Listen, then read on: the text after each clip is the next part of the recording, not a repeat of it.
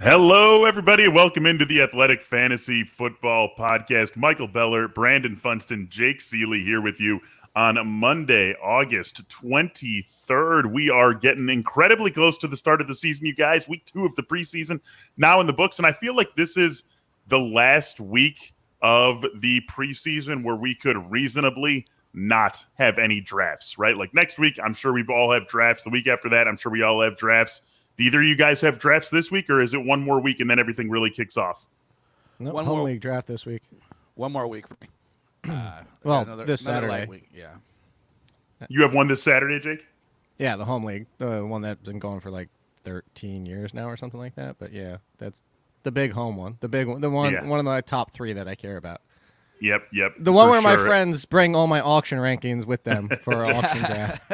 They wouldn't be your friends if they didn't do that. That's just how it goes. That's how these they'd be real work. friends if they want to beat them on their own accord, and then you're a real friend. That's beautiful. That's just how things work here. I also have none this week, but then things really pick up in a big way the week after that. So it's just an awesome time of year that we're all getting really excited for. And week 2 of the preseason launching us into it. That's where we're going to focus on this episode of the Athletic Fantasy Football Podcast.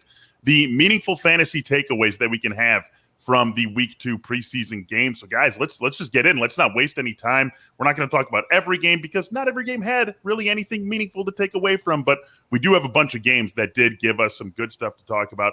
I want to start things off with the Broncos and really with Javonte Williams, because maybe we need a check-in on him, you guys. And this is not, we're not saying these things as though it's, yes, get worried about Javonte Williams, but I think it's something worth discussing. So the Broncos' first-team offense ran 26 plays. Javonte Williams played 15 of those snaps. Royce Freeman played 11. And so the question here is, and you can take this one first, Jake, are you worried about the fact that without Melvin Gordon out there, Javonte Williams is still seeding away 11 first-team snaps as a rookie who could, theoretically use as many first-team snaps as he could possibly get before the lights really turn on in a couple of weeks? No, because the real situation here is it's the same as Myles Gaskin, but he's not Myles Gaskin. He's a rookie. So the expectancy was always that Javonte Williams would be the guy after a few weeks. I kept throwing out like the 6-week timetable, made the similarity comparisons to Miles Sanders. And I think that's where everything should be going this entire time. It's been half, but it's been half still Williams. He's the constant. Gaskin has been the constant. It's switched roles with Gaskin because the first week was Malcolm Brown and now last week was Savon Ahmed. Malcolm Brown fell to third. But the consistent between Gaskin and Williams is that they are the half, a little bit over half, and the lead option. But again, the comparison and why I brought up Gaskin is because unlike Gaskin, you're not drafting him as the starter right now. you're still drafting him as in the eventual starter, and that's where the price is reflected in his ADP. It's still close to Gaskin, but that's also because I think we all believe, and I still do, that Williams has the higher ceiling once he is the guy. But don't expect him to be the guy in week one. You should have never expected him to be the guy. Yeah, I mean, it's just, go back and look at all the great, a lot of great running backs. They just don't get a lot of run in week one. And everything kind of happens in the first 2 to 3 weeks. You even look at Jonathan Taylor last year. He wasn't set to do a whole lot until Marlon Mack, blew out his Achilles. And I think Jonathan Taylor ended up with like 9 carries in week one. But had Marlon Mack not gotten hurt, we probably wouldn't have saw him. They would have slow played him just like most coaches do with NFL rookies and rookie running backs. So I'm not concerned. Royce Freeman, he was buried last year. They went out and got Javonte Williams. They're not ready to make Royce Freeman meaningfully, on a level or with Javonte Williams after a couple weeks of the preseason. Right. The question isn't about is Royce Freeman going to suddenly be in the mix here. Is that no Melvin Gordon, no Mike Boone in this game, and he was still giving away 11 snaps to someone who is as buried as Royce Freeman is. That's really the question. I don't know. I mean, I guess the thing that's probably going to be a common thing here is how much do they need to see him in these games for them, And back to Jake's point, they probably are moving forward with a plan that they're not going to give him a huge amount of work in the first few games of the year. So that's kind of that's where I'm at with it as well. Well, at the same time, I mean, how much? Like, what are you going to see from 90% of the workload versus 60% of the workload anyway? That's a fair point. You weren't. Put it this way.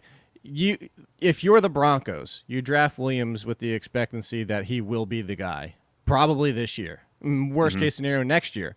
But at the same time, Melvin Gordon's on his last legs as your starter. So why would you go out there and potentially risk Williams getting hurt on 90% of the touches in a week 2 preseason game? And now down to Melvin Gordon, who still hasn't played, and Royce Freeman and Mike Boone, as you mentioned. And Mike Boone didn't play, it sounds like, because of injury risk. Yeah. Yep. Well, by the way, I mean, this is a weird year. It's a different kind of preseason, and I think a whole bunch of teams are doing it differently. Like in Seattle, there's been no Russell Wilson, Chris Carter, DK Metcalf, or Tyler Lockett. I think everybody's different. Some want to see their guys a little bit. Some don't want to see them at all. And some are giving them, a pretty. It's all over the map. It's all over really the map, yeah. So, and that's the thing is some of them are giving some players everything they can see, but still mixing them with second unit players. Like, it's not even all the first unit guys. You bring that up, and I jokingly said this on the show with Chris Meany this morning, and said, you have teams like the Giants, the Lions, the Panthers, with 3 quarterbacks who they're not playing this preseason, that we're all sitting here being like, you might want to evaluate your quarterback because I wouldn't be like, seriously, the Giants are running out their second team offensive line and nobody knows if their offensive line is any good. So it's like you said, we have no idea what all these teams are doing this preseason. Yeah, it's and definitely. I kind of feel like we mixed know bag. that the Giants their offensive line isn't good, but I think that's where we're assuming. I was about to say, is the offensive line isn't, is the offensive line aren't, because it's multiple, like a team, like it's the Isn't. Giants. It's singular, But it's a singular unit. Yeah. Well, this You do a Giants lot are a of writing, singular Jake. unit. I know, but that's the thing is the Giants. You can actually say the Giants are, because despite the fact that they're a singular unit, the commonplace is the We could bring over English soccer verbiage and say that the Giants is. We can do that. Please don't. One last point on Javonte, and it plays into what you guys are saying. 15 snaps, 7 carries, and 2 targets. So you like seeing that sort of ratio, that he's out there for 15 snaps and he got 9 opportunities, turned those 7 carries into 20 yards, caught one of the 2 targets for 5 yards. Let's move on to a Chiefs and Cardinals game where we have a couple of receivers who are already ascending and certainly did nothing to slow that ascent in this game. We can start out with Mecole Hardman. The arrow very clearly up for him. Played 29 first-team snaps, got 8 targets, caught 4 of them for 39 yards and a touchdown. He was playing in 2 wide receiver sets over Byron Pringle. This was after playing every single snap in week 1. I mean, Brandon, is there any reason to think that Mecole Hardman is not the clear third option in the passing game behind Tyreek and Kelsey? Well, we've heard them, there's been talk about him running in 2 wide receiver sets with Tyreek Hill. Again, I don't know that it makes sense to have 2 guys that are diminutive like that and kind of have a similar game playing out there together. I always made a little bit more sense that Pringle's skill set mixed in there. But if they are going to play him in 2 wide receiver sets, yes, he's a lot more interesting. He's always been a good fantasy per target player. It just the issue is just finding targets in that offense. So if they're going to do it, that's fine. I'm not sure that this was more than them just kind of testing the waters on that, as opposed to just saying this is who he's going to be now. He's going to be the number 2 receiver opposite Tyreek Hill. So I still see that there could be some experimentation or playing around with how they want to actually set it for the season. But I'm probably still putting my money on Pringle having a little bit higher snap count. Yeah, we want Mecole Hardman to be in 2 wide receiver sets, and if that carries forward, then yeah, he's a nice value. Brandon just mentioned there's not much more to go off of that. You have the stats and all the numbers of saying, when there is no Watkins and Hill, but that was part of the thing. It was just no Watkins and Hill. It wasn't anything to do with Kelsey. It was just that both wide receivers were out the window and what he was doing on being able to be reliable in fantasy. So you say no Watkins and he's the number 2. Well, let's go back to Watkins, who arguably at his peak is a better, all-around wide receiver, a better fit as a 2 alongside Hill. And even Watkins was inconsistent because we joked about it. Week 1, Watkins, and then nothing else for the rest of the season. So I think even being a number 2 in 2 wide sets is going to be more than I'm willing to pay in drafts. I think the excitement of what people think could be versus what actually happens and the inconsistency of what happens, because at any given day, at best, that means he's still 4th in the pecking order behind Hill, Kelsey, and Edwards-Helaire / backfield. Yeah, I think the weird thing to say right there is that the Chiefs' number 3 option hasn't really mattered that much, which is weird for a team that's so potent throwing the ball. So yeah, and we really haven't seen anyone. We definitely haven't seen anyone be a consistent third passing game option for this team, at least not including the running back getting in the mix as a receiver. But we haven't seen a receiver step up alongside Tyreek Hill and Travis Kelce and be someone who is a consistent week in, week out fantasy option. A lot of people betting on Mecole Hardman becoming that guy. Maybe we get a little bit more in that direction in the 3rd week of the preseason. On the other side of this game, arrows pointing up for Rondale Moore as well. You guys played all 9 of the team's first team snaps, played 7 of those in the slot, even though Christian Kirk was out there. So maybe good news for Rondale Moore getting those sorts of snaps.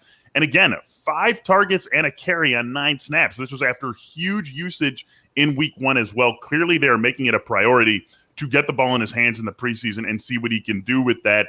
Jake, what are you doing with that sort of information on Rondale Moore? I'm drafting him for the upside, but you got to be careful to watch for where this is going to fall, because there's been league-wide excitement. League-wide as an industry-wide would be the better term to put it in fantasy community for Moore, similar to Elijah Moore. The difference between the two is that Rondale's getting the opportunities, he's getting the play, he's also healthy, 100% healthy. So at some point, Rondale Moore's price in drafts is you're going to have somebody who's like, ooh, I got to get Rondale Moore.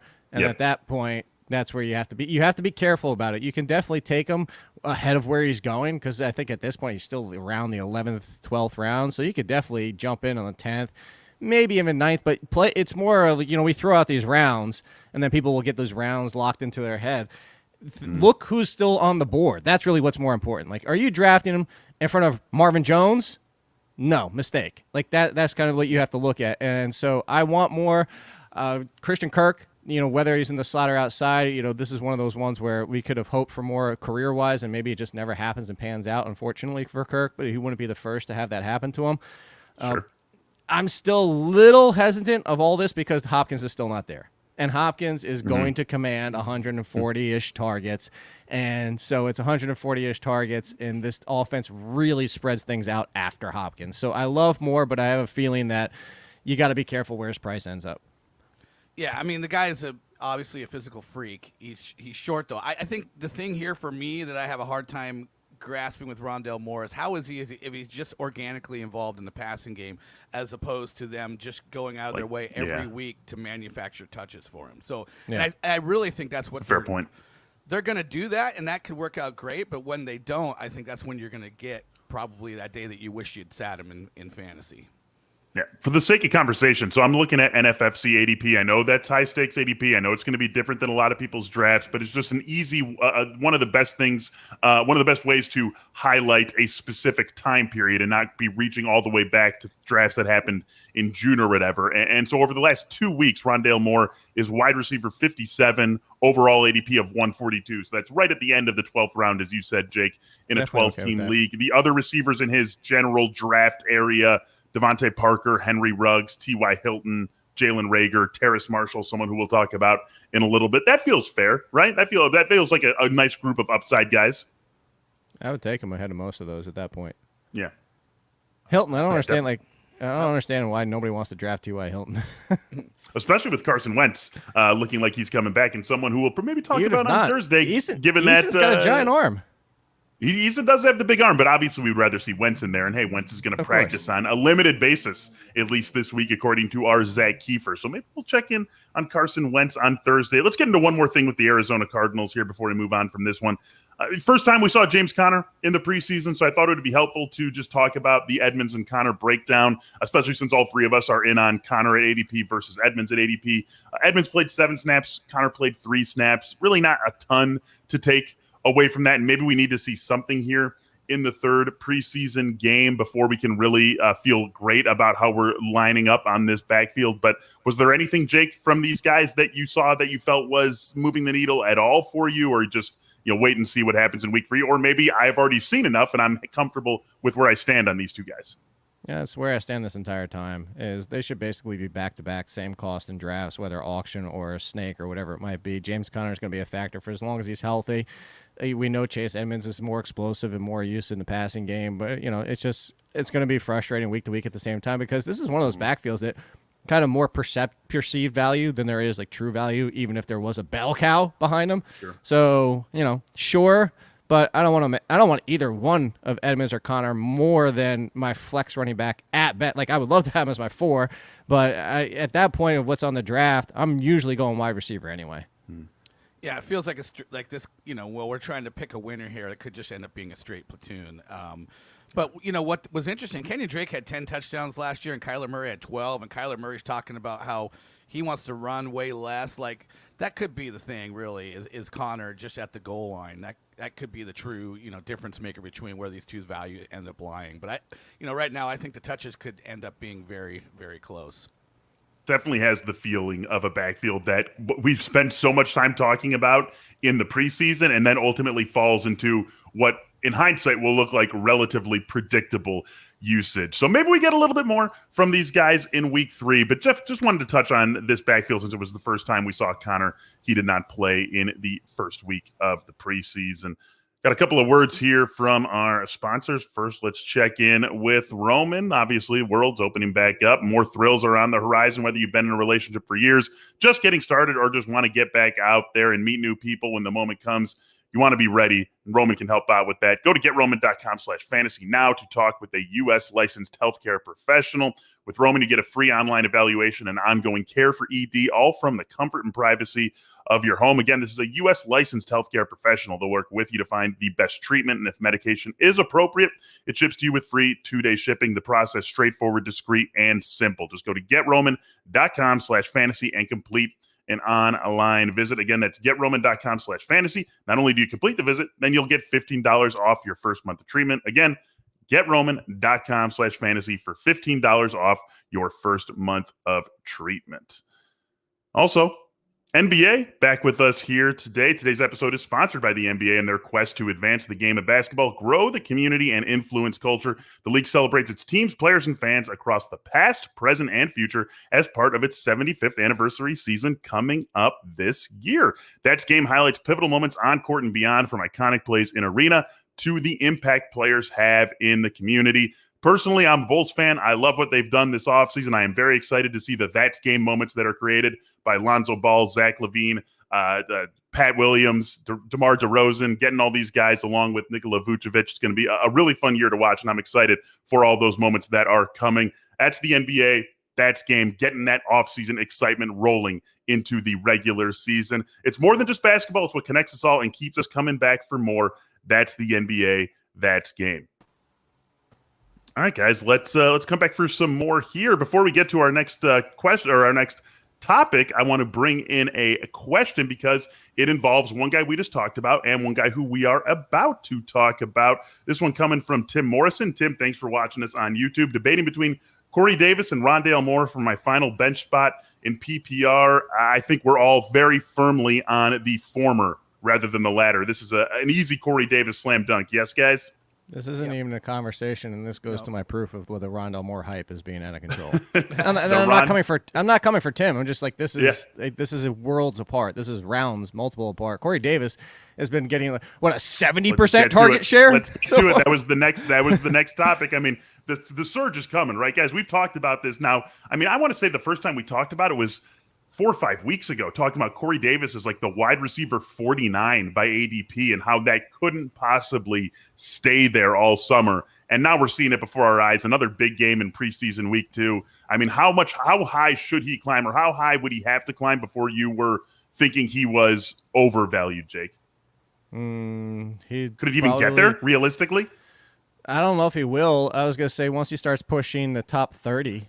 And I'm just trying to think at the top of my head because the 30s right around 30 in my rankings. That's Robbie Anderson, Odell Beckham, Debo, Sutton, right in that range. But he belongs in that group. That's the thing. It's like he deserves to be in that conversation because the biggest concern, and myself included, was that is the target share going to be enough with all the weapons? Like Jameson Crowder didn't go anywhere. Elijah Moore is a great talent.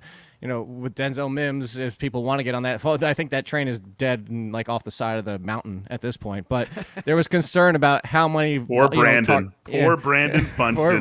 Denzel Mims' biggest fan. We have not heard the last of Denzel Mims yet. No, we haven't. Are you gonna go that fiery wreckage? You're gonna go pull him out of it. But we have not heard his final chapter yet. Mail you a fire extinguisher so you can put it out and go get his corpse out of there. But that's where he should. You know who's a great comparison? Who's in that range and I've had in that range the entire time, and now Corey Davis is right there with him. Is Marvin Jones? They should be inside the top 35, right on the cusp of top 30, and that's where I'm willing to go this entire time. It just speaks to the depth at wide receiver though, because I have him right now at 39, and I have a really hard time, moving guys down. It's just it's a strong group right in that area, but I definitely agree Corey Davis. Well, at this point, here's one for you guys: Corey Davis or DJ Shark. It's Corey Davis, right? Ooh, I would say Corey Davis with that. Yeah, wouldn't even have to think about it. Yeah, I think I have Shark one ahead of him, but yeah, you're right. It's I have a hard time figuring out where I'm going to settle on Shark. It's just the injury and it's just I almost need some context of the first couple weeks of the season. He's such a hard guy to judge because of everything we've seen in Jacksonville too. Yeah. I went from a month ago. Speaking of, you asked Beller, my weekend this weekend auction keeper. I was a month ago. I was like Shark for $11, lock it in. Now I'm like, maybe not. Yeah, $3 maybe if I can get him at that low of a toss level. Shark back into the waters. See what he did there? Oh, bang! There we go. Corey Davis, 4 catches, 6 targets, 70 yards. He played 15 of 19. First-team snaps for the Jets, targeted on 10 of 13 routes so far this season. So we're just seeing ridiculous usage. That's obviously going to come down once the regular season is here, but Corey Davis definitely way more of a wide receiver top 30, 35 player than the barely inside the top 50 player he's been being treated as for a large chunk of this preseason. How about Michael Carter, guys? This is similar in the discussion to what we were talking about with Javonte Williams in that is it time to worry about him? But I think a lot more reason to be worried about Michael Carter than Javonte Williams. Michael Carter didn't take a snap with Zach Wilson on the field in this game. And I don't care how much you're saying we want to protect player X or player Y. You want to see your rookie running back, at least for a little bit, with your rookie quarterback if you plan on him having a major role at the start of the season. I don't know, Brandon. I mean, you've been very bullish on Michael Carter all offseason. Really, both you guys have, but I'm just going to Brandon first here. Are you starting to pull back on that after what we've seen in this preseason usage? I'm kind of happy because no one, at the running back position probably had more helium from the day that they were drafted until a couple weeks ago. And I love the guy. I just think he's a special talent. But I was having a harder time getting him in drafts. I think this might, give me an opportunity. I'm still going to buy because it really comes down to betting on Ty Johnson and Tevin Coleman versus Michael Carter. And I don't think I still don't think I don't think it's close. And if this is something where I have to eat Michael Carter for a couple weeks, 2-3 weeks before, the Jets really start to lean into him, I'm okay with that. It is weird that he got 10 carries and got all the snaps and they weren't with Zach Wilson. That's fine, but again, I think this is just you're going to have to take the the long range view on this one for the season and not worry about week 1 with Michael Carter. It'll happen. I feel very strongly that it's still going to happen, but it just might take a few weeks. Well, and then that's the biggest thing is that you mentioned part of it is it wasn't actual situational usage either. They rotated plays like it was the series as the word I was looking for. So the one thing is too is they didn't have Tevin Coleman before this. So, they need to see Tevin Coleman. It's something I brought up before about running with the ones, about that's how you evaluate players, and they're trying to evaluate Ty Johnson. They're trying to evaluate all of them. So, of course, the same thing, and why I said that, Beller, is because it was the Denzel Mims thing, is when you're not running with the ones, it's concerning. But Carter did in week 1. He didn't this week. So I think this tells us two things. One is, he wasn't running with the ones. They were getting an evaluation of Tevin Coleman. They brought in Tevin Coleman. So that's the concern is, the situation we thought was going to be is it's going to be Tevin Coleman / Michael Carter, similar to Melvin Gordon / Javonte Williams. I'm with Brandon. I don't think it's Carter versus Ty Johnson at all. I don't think Ty Johnson can even hold a candle to Michael Carter. So this is a good thing because Michael Carter's helium was really inflated, as Brandon said. So I'm fine with Carter, but here's the real part of it too: is you weren't drafting Carter to start your week 1 roster anyway. Hopefully, probably true. And if he got that far, this is a good thing to bring it back because it should have never been that far. This should have been a nice flex option maybe to start the season with the breakout happening in the second half. But that's really what it comes down to. I think you said it. Williams and Carter are similar in different styles, but similar scenarios. Michael Carter, last 2 weeks, ADP on NFFC is running back 30, 75.8 overall. His full summer long Joe Public ADP, running back 33 here, 77 overall. So basically the same, rubbing elbows with Damian Harris, who we're going to talk about, Melvin Gordon, Trey Sermon, guys like that. You still comfortable with him there, Jake?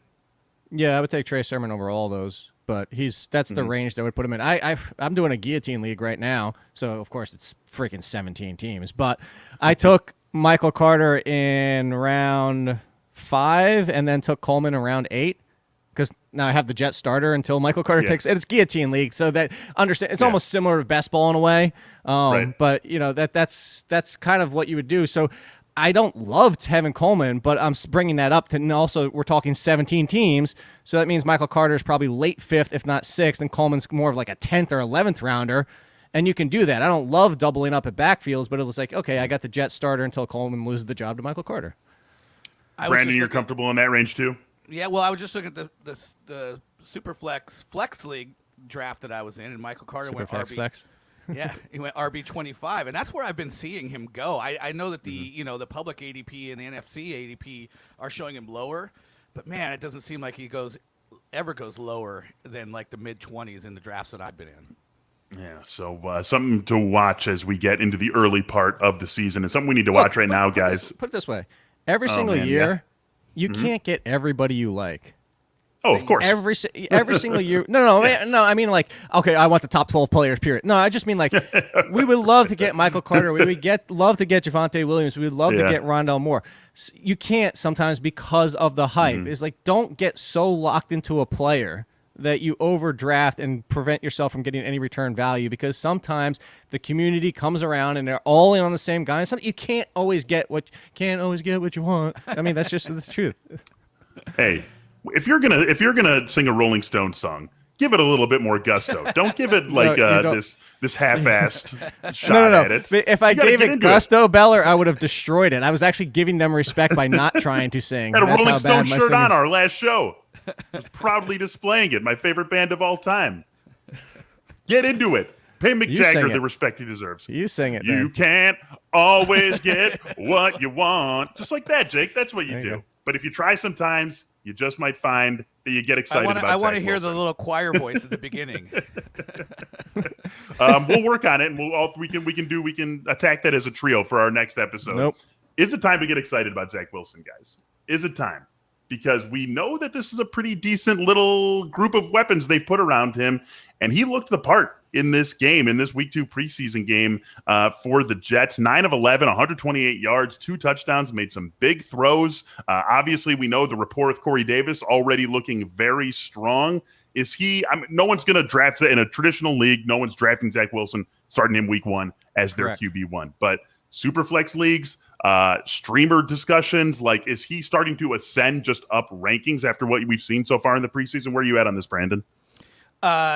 Is it time to get excited about Zach Wilson? It's time to get excited about Zach Wilson if you're in a super flex league and he's your number 3 quarterback. Yes. Ooh, number 3. I scored Zach Wilson. I mean, how high can you move the guy? I mean, it's pretty strong. I mean, you're talking about to be your second super flex quarterback. You're talking about having to move him ahead of like Derek Carr. Well, as much as you want to poo-poo Derek Carr, we finally get it. We finally got it right. He's never been outside the top 20 in fantasy. Like he's very predictable. I think you can maybe get him to like QB 24, 25, but that's probably about as high as you can go right now. And as far as the streaming conversation goes, that's a question for the week that you're actually thinking about streaming and what he's done to that point. We'll have to see it play out. But look, I think he's not getting any kind of the rookie quarterback love that everybody else is, and he was the number 2 overall pick. He was picked ahead of Trey Lance, and we kind of forget about that. There is some talent here, but obviously the rushing upside isn't as big as some of those guys, and he's in the environment's not as good as Trey Lance, but deserves to probably be talked about a little bit more than we have. You said Superflex. I actually have a couple shares of Zach Wilson because I said this is, of course, a month ago, and it looks a little bit different now because you've kind of made the estimations that Trey Lance could be early in the season, Justin Fields could be early in the season, but could be. And the reason a month ago I had a decent amount of Superflex redraft only, and this is what my suggestion was to people, is like if you are doing a Superflex redraft, I was, and today still, depending on how I'm building my team, would take Wilson over Lance and Fields if you want somebody that you need him to start. If you come out of your so Brandon's right in the fact of like you want him as your third. I think you can get away with him as your second, depending on how your team's constructed. For sure, if you're okay, if you're okay with the Daniel Jones, Derek Carrs, like that's your second quarterback, and you built up like maybe you went Kelsey early, you went heavy at running back or wide receiver, so your quarterbacks are like a Tannehill and Wilson or Tannehill and Daniel Jones or something like that. So that's where you're taking the hit. You're taking the hit at quarterback.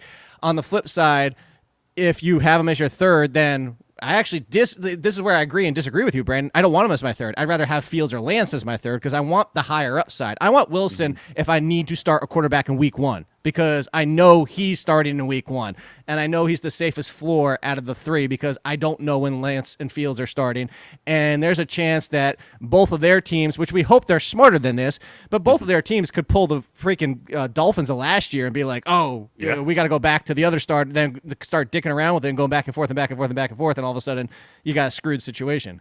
Jake, just getting back to the Superflex flex draft, Lance quarterback 18, Justin Fields quarterback 19. See, I agree with you. I just think people are being stupid about Lance and Fields in a Superflex format where they're drafting them as the number 2 QB. It just doesn't make any sense. 100%. Yeah. You got to come out of there with something a little bit higher than that because we don't. I mean, and no matter what we want for those two guys, we don't really know for sure when they are going to be handed the reins for their respective teams. And as Brandon and I were talking about before the show got started here, Justin Fields didn't look particularly great in the Bears' second preseason game. We're not really going to get into that one, but we will get into someone from the other side of that Bears-Bills game. And really, I guess it's the whole backfield, but Devin Singletary he didn't like do a ton, but he looked good doing what he was doing. He just did. I know, Jake. I want to say the same thing. I have a billion Matt Breida best ball shares, but Devin Singletary, he looked good. He looked spry. He had a nice little run for a touchdown. He had 2 carries for 21 yards and a score. Like he looked good. And Zach Moss, like they both basically delivered what the Bills are expecting from them this season. And with a murky backfield, I think that's important. No. It's because I want nothing to do with it. I want something to do with it if it cleared out the way where somebody was 60%, 65%. That was the hope for a post-excitement player. I don't want to say sleeper because he wasn't a sleeper. Everybody went bananas. Went too far with him last year. Said that so many times last year is get off the Zach Moss insanity. At the same time, because people had that happen and got so frustrated by it with, there was a value. But that was hoping that Zach Moss was going to be the lead with Singletary as a complementary piece. If it's a split backfield, I don't want it because it's a split backfield behind the lead option, which is Josh Allen. If you gave me one, even if it's Singletary, like I don't love Singletary. I think Singletary coming out of the draft was a little bit underrated, but now he feels like he's overrated. Is if it was Singletary getting 65% and Zach Moss was only the third down pounder and at the goal line and stuff like that, sure, I'll take Singletary. But a complete split backfield with Breida, as you mentioned, in the mix as well, there's no way on earth. Like, I want even less to do with this backfield than I want to do with the Buccaneers backfield.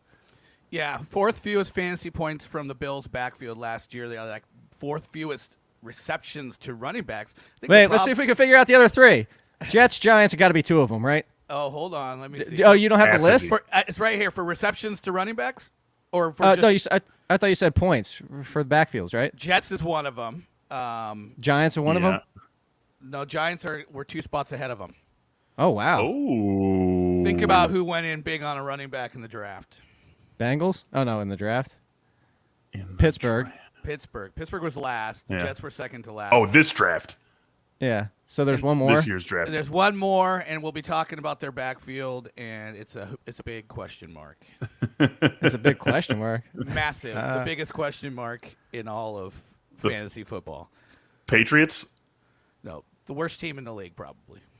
The Lions? The Texans? The Texans. Texans. Yes. Yeah. So I think the problem with the Bills is that I like how we both went to the Lions. Yeah. The worst team in the NFL. You mentioned Josh Allen. Josh Allen kind of be the lead guy, stealing goal line carries. But I think also you have Stephon Diggs, you have Cole Beasley. Josh Allen never checks down because I don't think he ever thinks he needs to. It's like they just don't need.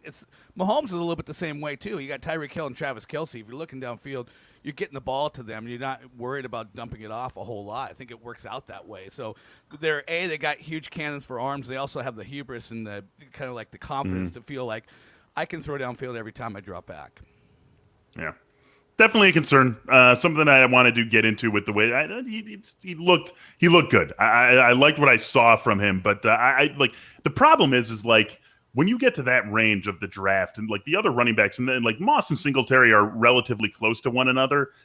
You also see people being drafted in that range like AJ Dillon, James Conner, who we've talked about a little bit, Kenyon Drake.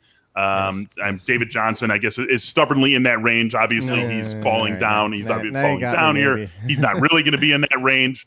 Gus Edwards, who I would take over these guys, right? But like this really gets back to like this is a wide receiver range of the draft. It is, or what I keep saying, it's either wide receiver range or just draft one of the high end backups, like a Dillon or a Pollard or something like that. Skip over Latavius Murray because all of a sudden now Latavius Murray might be cut. Like, where did that? Like, that's got to be like motivational, right? Like, we really think Murray's losing his job to Freeman? That can't possibly be true, can it? It just there's no way that's is about as actually much truth to Urban Meyer saying there's an open quarterback competition. Maybe Minshew. Back away from the Saints. It's time to start backing away from the Saints in general. That feels like an off-the-cliff sort of team this year, which is actually why I have like 0 Alvin Kamara shares, which feels like blasphemy because I love the guy and he carried me to multiple championships with that Week 16 6-touchdown game last year. But I don't know. It's a team that seems like it's in a little bit of trouble. Let's move on to our next thing. We actually have a question that leads us into our next topic. This one coming from Connor Johnston. Connor, thanks for watching us on YouTube. Everyone loved Tua when he was drafted, called him a bust last year. What will we say about Tua after this season? Tua let it rip, you guys. Tua looked pretty decent in this Week 2 preseason game. The stats definitely telling that sort of story for sure for Tua Tagovailoa. 16 for 23, 183 yards and a touchdown. Did it without Will Fuller or Devontae Parker playing in that game. Jake, you sort of guffaw as we bring it up. Yes. So are you not buying Tua after what we've seen so far? No, quite the opposite. No, I was guffawing at like everyone called him a bust. Get the bleeping hell out of here with this nonsense. I was wondering because you've been back on Tua this year for sure. This is beyond that's because I never left. This is beyond like the frustrating thing in fantasy and real life is we want to like write players off for careers after half of a rookie season, a full rookie season, 5 games at the end of the year. Jalen Hurts, we're done with players. Like, oh, he didn't do anything. And how many times have I said it on this podcast? How many times I said in articles is Tua was one of the best. Yes, I was in that, everyone. I was in the one of the best in the draft prospects and all that type of stuff. But at the same time, many times I've said is it's partly due to the Dolphins last year and the fact that they tried to hold the pieces offense for Fitzpatrick's style, who's a gunslinger, to Tua's style, which is not. Tua's got a better deep ball than people give him credit for because let's go back to that championship game with Jalen Waddle. And oh my God, who threw that pass? It just happened to be Tua. But you go to all that, and it's just the fact that It was a rookie season. He wasn't still 100% healthy coming off that injury, admittedly from the team and himself. Thrust into a situation where it was this hybridy, like just commit to one or the other, stop trying to straddle the fence. And then look at his weapons. Yeah, Devontae Parker banged up essentially the entire year, hamstring at the beginning, hamstring at the end, sandwiched in between inconsistency, no Preston Williams. Mike Gesicki was his number one. Again, give By the guy far. a pass. Hakeem Grant was getting a lot of run. Where I'll say this from the comment, this is why I put that article out every single year as last year's trash, dumpster dive, whatever you want to call it, because the jokes aside from guffawing, as you said, is that perception of players that people get ticked off about is where you make your rewards in your drafts, is because those are the players you draft because, I'm not getting to it ever again. Did you see what happened last year? And then you get them at a discount, and now you get the value way more than you would have even got at his normal price. Yeah, I've been in on Tua. I think I was never buying into him looking and being as crappy as he looked last year in that passing game. I feel very comfortable with him as a passer. I think what really comes down to Tua and his value is how much is he going to run, because if he's the guy he was last year, I think he had 100 yards in 10 games. Like, he's not. You can't rank him ahead of like Matt Ryan and Kirk Cousins and those guys that are going to pass. But so does he have 300 yards, 400 yards in him on the ground? Does he have 4 or 5 rushing touchdowns? Then I think ranking him in the mid-teens is, even as much as we like him, is probably being a little bit too much on that. So we'll see. I think the X factor is how much he runs. Depending on where you prefer to get your ADP from, QB 20, QB 22, and pretty safe to say that that's the range he's going to be in when we are really all sitting down to draft, which, again, we are now in. Something else I want to get to here is another Miami backfield check-in. I've seen a few places where this is being spun as another check mark against Myles Gaskin, and I just don't really buy that personally. He played 19 first-team snaps. Malcolm Brown played 5. Jake, as you said a little earlier in the show, Savon Ahmed was the guy who got worked in a little bit more, and that's really what's being used as the check mark against Gaskin, that, Savon Ahmed got the 13 first-team snaps and Gaskin got 19, so, is he not going to control the backfield the way he did last year? 6 carries, 4 targets, turned those 10 opportunities, caught all 4 of his targets. So he turned those 10 opportunities into 10 touches for 71 yards, and 2 touchdowns. Like, I don't know. I sort of side with what Jake was saying last week, that maybe this was just, let's see Malcolm Brown with the first team. Let's see Savon Ahmed with the first team. But Myles Gaskin is still our guy. Jake, you still feeling very comfortable about Myles Gaskin and his role in Miami? I think comfortable is never the best word for it, but to a similar situation with Williams is it doesn't really change. He's the lead though, which is the good thing. So I think the bigger concern we had out of week 1 was that Gaskin could be 65, 70% of the usage, where week 1 of the preseason told us, okay, maybe it's 50 with other people being the other 50. So after week 2, I think that's held true. Yes, it's Gaskin the lead, but you total the other 2 backs, and it's Gaskin. So he's giving up 50%. And I think that's the issue, is he's giving up 50%. So the concerns from week 1 were warranted. You pushed Gaskin down from some people wanted to put him inside the top 20, a really strong RB2, to now, you know what? He's kind of a high-end RB3, fringe RB2. You understand you're going to get some inconsistency there, because no matter if it's Ahmed or Brown or Ahmed, I think that's the role that's out there, is that people don't know much about Ahmed and realize that he's a decent pass catcher. He's even been praised by Flores. So where I'm not as bullish as Funston is on Gaskin, I think this usage of the 2 weeks in a row tells us Gaskin's the constant. It's just maybe not the constant people wanted. It's, instead of 65, it's 50%. Yeah, and 50%, look at Miami last year. They had like 423 running back touches. If he's getting 50%, that's 210, 215 touches, 40 of them, 50 of them as receptions. I mean, Tua and Myles, they did great work in the passing game last year down the stretch, and it seems like it's carrying over. So I think that still works out pretty nicely in fantasy if that's the way it breaks down. If he gets 40 to 50 catches and 215 touches, yeah, maybe I've been a little bit higher, but I've moved him down a little bit into the mid-20s. I think that's still fair, though. Yeah, I think it's totally fair to move him down if you had him at RB 19 to 21.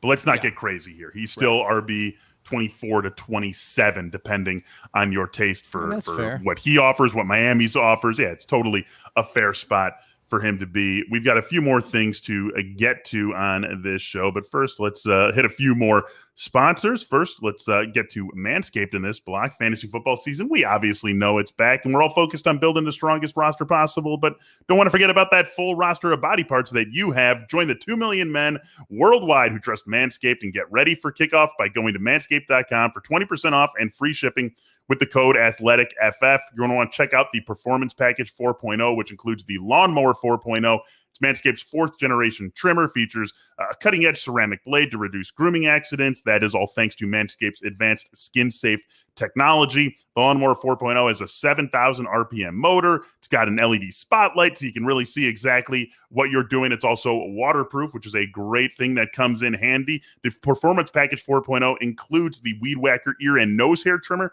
trademark Crop Preserver and Crop Reviver, and 2 free gifts, Performance Boxer Briefs and the Shed Travel Bag. Again, 20% off and free shipping with the code TheAthleticFF at manscaped.com. That's 20% off and free shipping with the code AthleticFF at manscaped.com. And finally, also want to shout out our partners over at BetMGM. We know what's happening here, guys. The start of football season means gambling season in a big way right around the corner. I guess gambling season never sleeps, but we know where the bills are paid. It is with NFL and college football. Right now, you can sign up with BetMGM, our exclusive betting partner, and get a $1,000 risk-free first bet plus a free 3-month subscription to The Athletic. Just sign up at betmgm.com/TAFantasy to take advantage of this special offer from the king of sportsbooks. That's betmgm.com/TAFantasy. This is an offer for new customers, paid out in bonus dollars. Visit betmgm.com for terms and conditions. All right, guys, a few more topics that I want to discuss with you. I want to talk about what went down with the New England and Philly game this weekend. First, let's talk about Damian Harris. Any concerns here? Similar to the conversation we've had, I feel like there's maybe not a ton of cause for concern with Damian Harris. It feels like the Patriots are playing things as we would expect them to.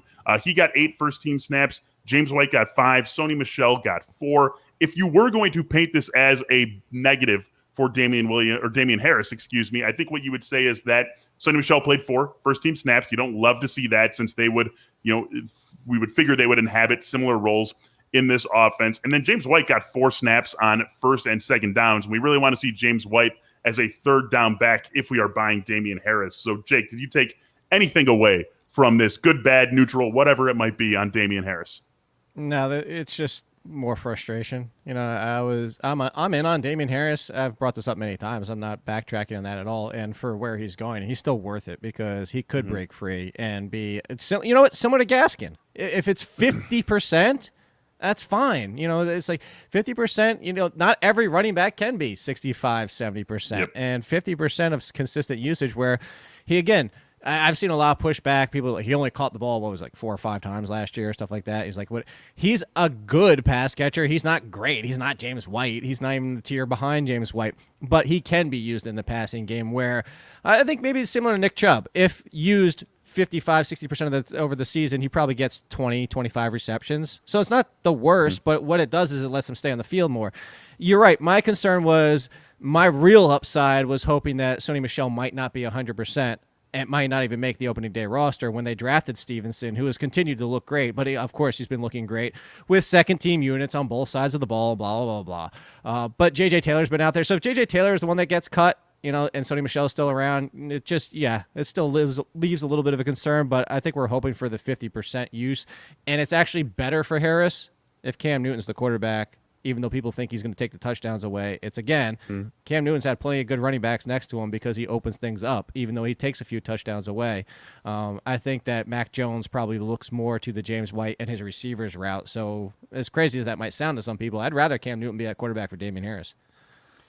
Yeah, it would be nice if, like, Sony Michel and Ramondre Stevenson and even J.J. Taylor would stop balling out as well. It's like...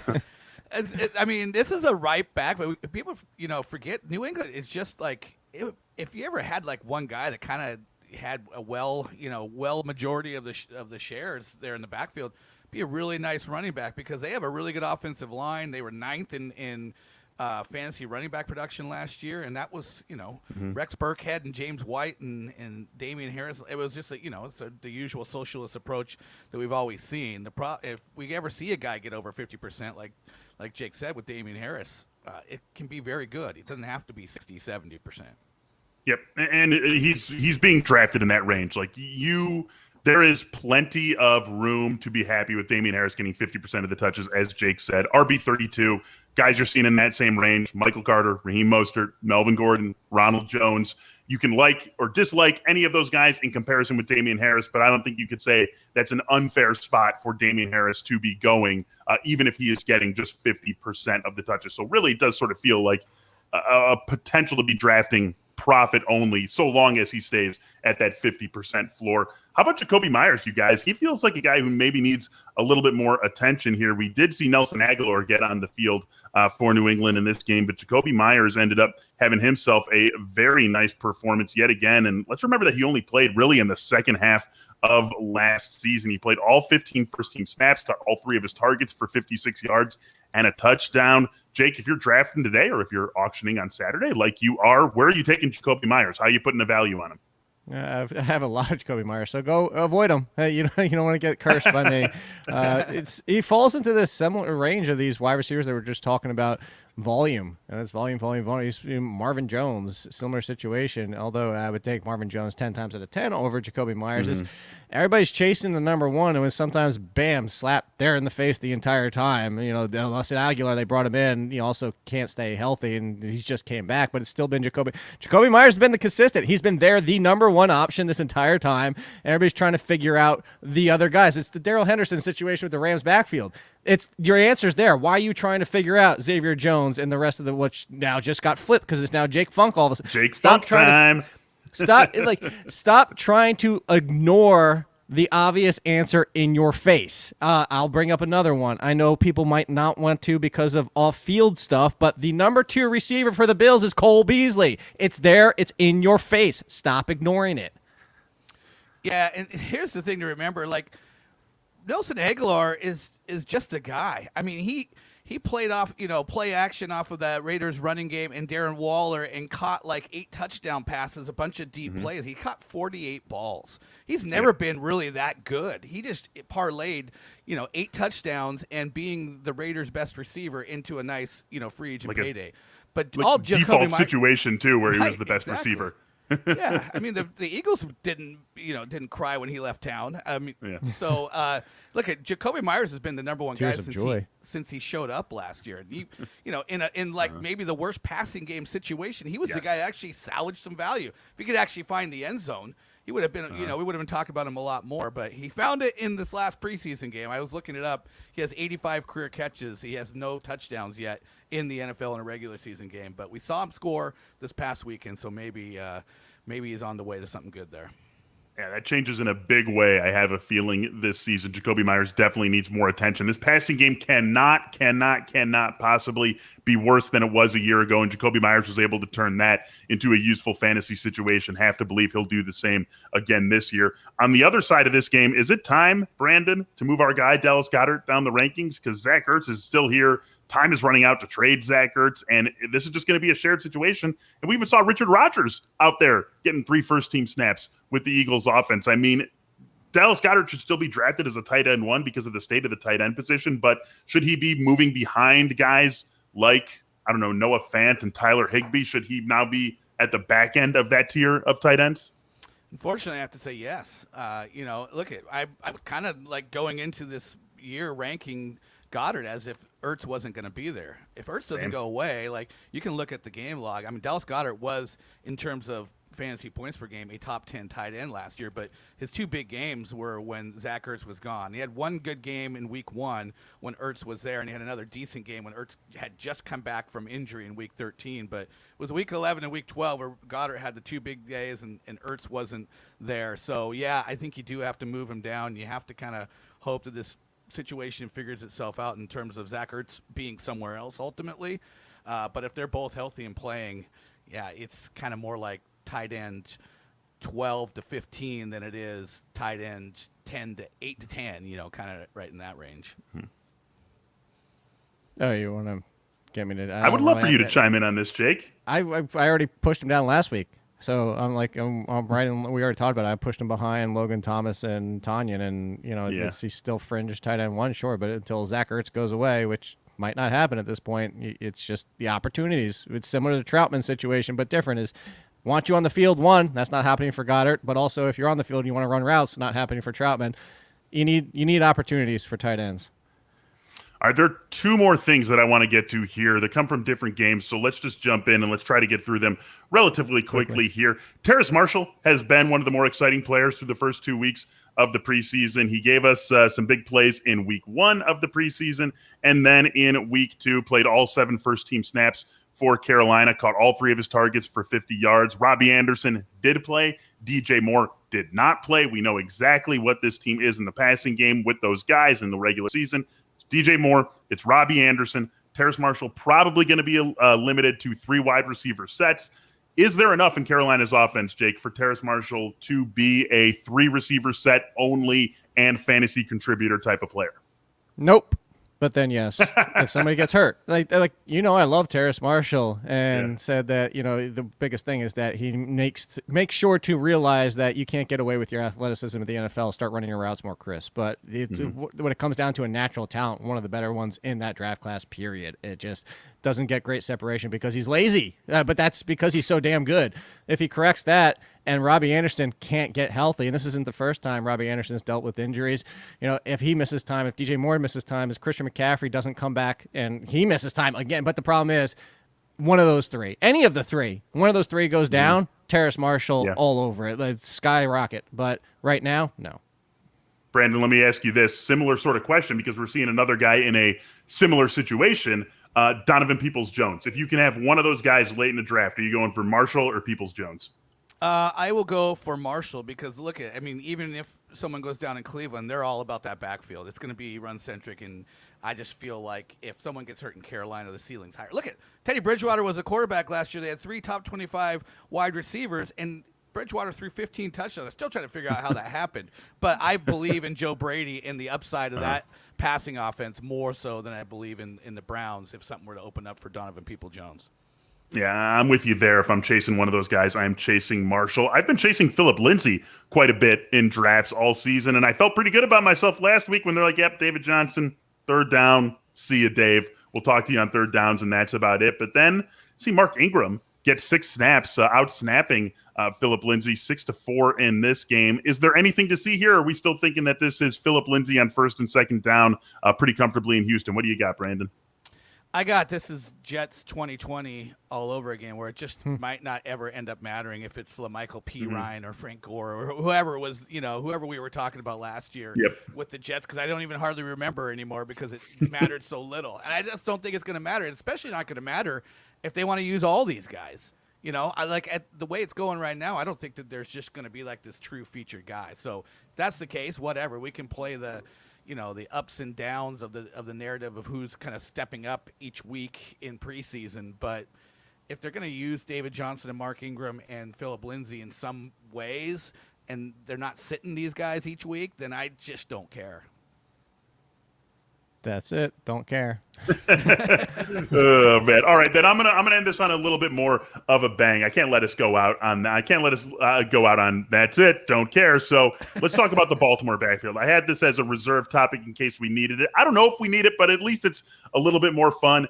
Why are we talking about this? Because Gus Edwards played more snaps than J.K. Dobbins, and Gus Edwards played a fair amount of 3rd downs in the Ravens game this past weekend. Jake, you've both you guys have been 2 of Dobbins' biggest supporters.